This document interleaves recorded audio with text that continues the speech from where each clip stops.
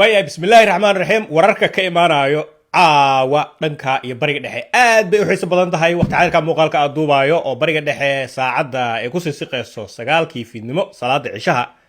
ayay hadda ka soo baxeen waxaa socdo duqeyn aad u ballaaran dabcan maraykanka ayaa duqeynta hadda wado balse saacado ka hor iiraan ayaa waxay duqeysay goobo istaraatiiji ah oo aad dul istaagi doono kaaga sii daranee goobihii iiraan ee duqeysay shiineeska wuxuu ka qaaday sawiro maraykan iska leh goobahan maraykanku uu leeyahay bariga dhexe ee istaraatiijiga ah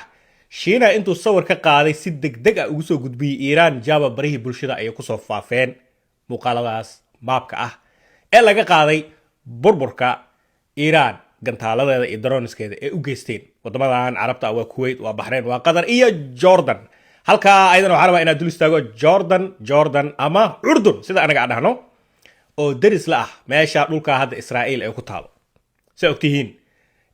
iiraan si toos ah uma aysan bartilmaameedsan jirin halkaa waxaa rabaa inaan ku adkeeyo gantaalada iyo daroniska u socda israa'iil ayaa mid soo lumay iyo mid la soo riday iyo ku dhex dhici jiray balse 48 saac ee lasoo dhaafay jordan busteeda la kiciyey busteeda ama urdun busteeda la kiciyey maxay tahay sababta waa dul istaagi doonaa waa sheeko si gaar ah xiiso u leh waxaa rabaa inaan ku bilaabo qodob yar oo qusul badan waxaa geeriyooday ninkii aas-aasay qatar ama amiirkii hore oo kan hadda joogo kan aabihiis shiiqan oo la dhaha oo asaga magaciisa loo yaqaana sheekh tamiim bin xaamid altani sheekh tamiim bin xaamid altani wuu geeriyooday xalay ayuu dhintay xiisa leeda marka dhegeysa marka waa qadaraa ku iri qadarna waxay ka mid tahay goobaha iiraan ee bartilmaameedsanayso weliba ayadoo hadda dagaalkii caawa uu habeenka shanaad galay wuxuu waa dagaal toos ah marinka hormuus iyo khaliijka o dhan la isku hayaa mogta adiga ninka odaga ahaa 70 maasaad jiro ku dhintay ma wadna xanuun diyaaradaha iyo droniska iiraan dhehe gantaalada iiraan iyo droniska iiraan mu u dhintay mo ilaa hadda wuxuu u dhintay da inuu u dhinto laga yaaba laakiin warar qaar waxay leeyihiin wadna xanuun ninku dhintay waaya markuu geeriyooday iiraan waxay soo wacday ninka hadda amiirka ka ah ninkaa dhintay wiilkiisa oo hadda asaga gacanta ku haya qadar iiraan waxay tiri gaar ahaan weliba cabaas araajiya soo wacay wuxuu yidhi kaa tacsiinaya waa ka xunnahay inta dhimata allah u naxariisto ninkaa odayga ah waa ka xunnahay tacsidaas aniga oo ku hadlaya afka reer iiraan naga guddoon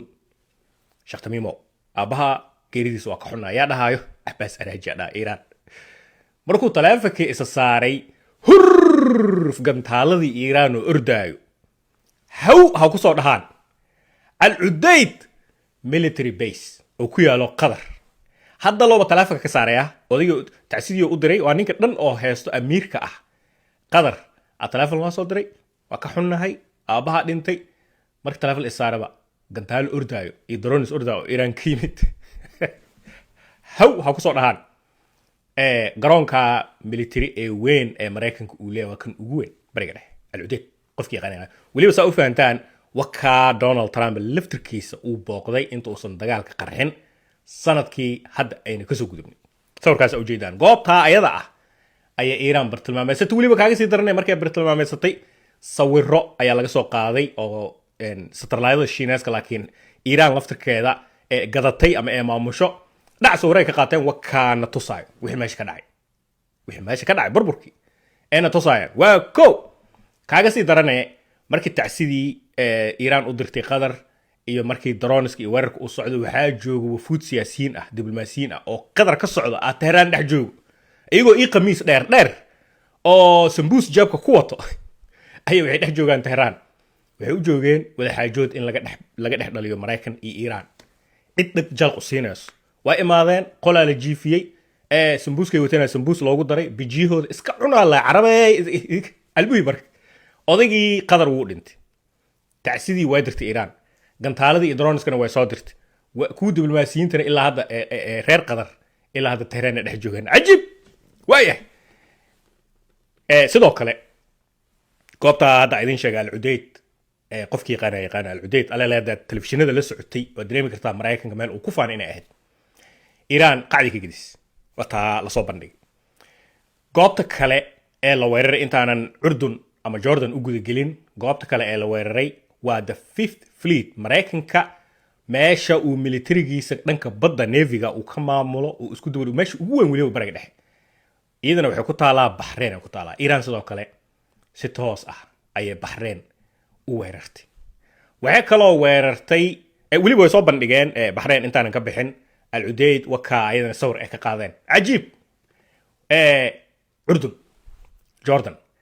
jordan maalmahan weliba gaar ahaan 24 saac la soo dhaafay iiraan gantaalada iyo droniska way u badisay aad ugu badisay sida u jeedaan qariirada jordan ama urdun waxay ku dhigan tahay dhulka asaga ah Israa'iil marka iiraan waxay fahantay in maraykanka dib u gurasho u bilaabay dhigeys qaybta xasaas waay maraykanka dib u gurasho u bilaabay agabka military diyaaradihii waaweynaa ee dhulkan u dhow iiraan weliba gaar ahaan dhanka badda Kuwait iyo Bahrain iyo Qatar iyo Imaaraat iyo Oman uu ka soo yara gurtay intii maalmahan xabad joojinta iyo wada hadalkii lagu guda jiray maraykan wuu soo gurtay wuxuu keensaday urdun sidii inuu meesha ku badbaadayo oo kale iiraan marka waxay u bartilmaameedsanaysaa maalmahan ugu badinayso gantaalada iyo droniska urdun ayaa waxay tahay in ay maraykan tusto meel ay iga fakanaysid oo bariga dhexe la dhaho haba yaraatee ma jirto aw maraykan halkaa markay maraysa maraykan asagana wuu soo laba kacleeyay marinka hormuus gabi ahaan baa isku mari waayay maraykan wuxuu leeyahay fur iiraan ka bax militariga meesha ka saar iiraan waxay leedahay maxaa militariga anaaba iska leh gurigeyga ma ka baxa hormuus anaaba iska leh waa la isfarsaaray iiraan daqiiqado ka hor markab weyn oo sida mar kale ka dhaga adeegay abamirta iiraan oo meesha iska marayay ila iiraan waxay tiri qof meesha soo marahay ila soo socodsiyo lane ama highway aniga idinku talagalay jirto xariif shalay midaa ka dhaga adeegay qac waa teesiisay ee burburisay iiraan maanta haddana midaa dhaga adeega bash eesis way burburisay war markabka meesha soo maro ee iiraan aan fasax ka haysanin ee kasta yar aan iska dhiibeynin gunnada ah qacdaa leegdina qacda taa markay dhacday maraykan oo xanaaqsan waxay noqdeen ma aragta adiga dabadiisa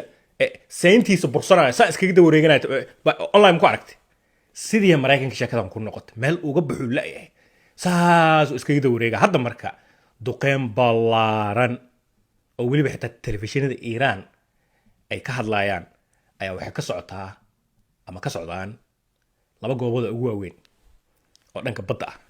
bandar Cabbaas iyo sidoo kale qashim ama qashmi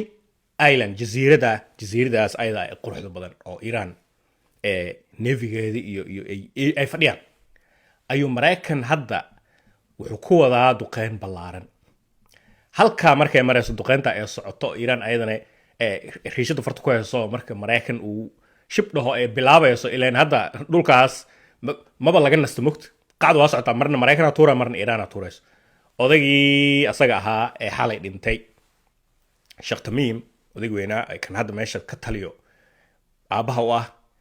duugtiisa lagu jiraa masaajidku hadda dhex yaala meedkiisa qacdan hadda socoto iiraan wax tuurayso maraykan soo tuuray wallahi carabtan inay dulli yihiin cid xishmeynayso xitaa markay aasanayaan qofkoodii ugu weynaa wakaa cid xishmeynayso male daroonka iyo gantaalada iyo meedkiya la dul marsiinaya masaajidku yaala meedkiis iiraan hadda odayga ayatollah Ali Khamenei markii la aasay maraykan wuu xishooday wuu iska ilaaliyay xitaa inuu wax jucsiyo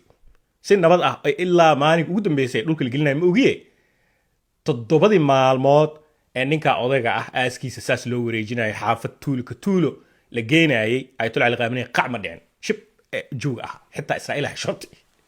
odaygii asaga ahaa ee carabkii ee Qatar ee Sheekh Tamiim muxuu ahaa bin Hamid Al-Thani cid ka xishoonayso haba yaraatee malmeedkiisa yaalo janaasada lagu dukanaya masaajidka qacdana waa socotaa waqti hadarkan muuqaalkii adaa wareys